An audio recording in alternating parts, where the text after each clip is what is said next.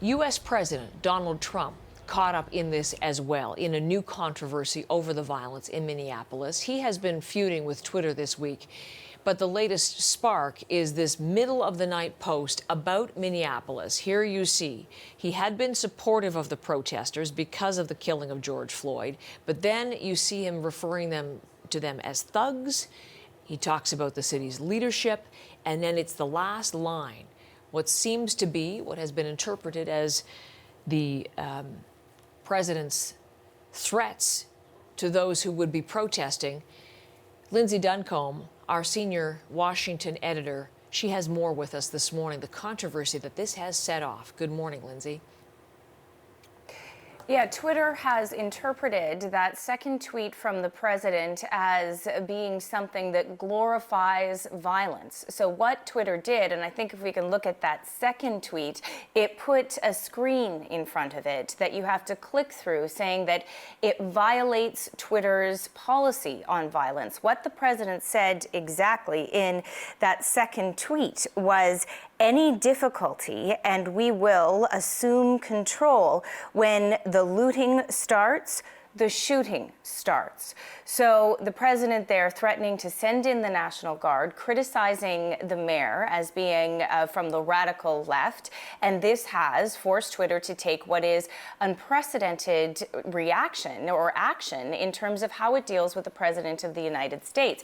This is the second time this week Twitter has gone after the president's tweets. In fact, earlier in the week, Twitter added an amendment, a link, a flag to tweets that the president had made about mail-in ballots and mail-in voting. Donald Trump had falsely said that that would lead to voter fraud. So what Twitter did was it linked to a number of credible news articles disputing what the president had said on Twitter.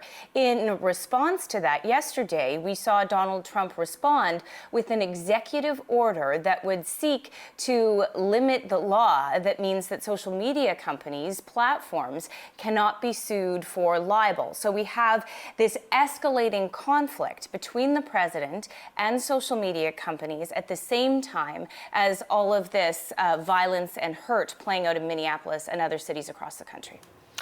Is taking aim as well in some of this at the mayor of Minneapolis. What is he saying about that Democratic mayor? Well, after the tweets came out from the president, the mayor was speaking to the media. Here's what the mayor of Minneapolis said about Donald Trump's tweets. Let me say this.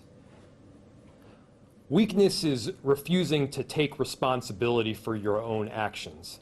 Weakness is pointing your finger at somebody else during a time of crisis. Donald Trump knows nothing about the strength of Minneapolis. We are strong as hell. Is this a difficult time period? Yes, but you better be damn sure that we're gonna get through this. And you can hear the emotion there in his voice. We have to look at all the different layers of conflict that are playing out this morning in the United States, Heather. There is the obvious tension in Minneapolis and cities across the country because of those long existing racial tensions in this country. Then there is the president not only lashing out at the platforms of social media, but exacerbating the political divisions, the polarization that already exists in this country. Lindsay, thank you very much.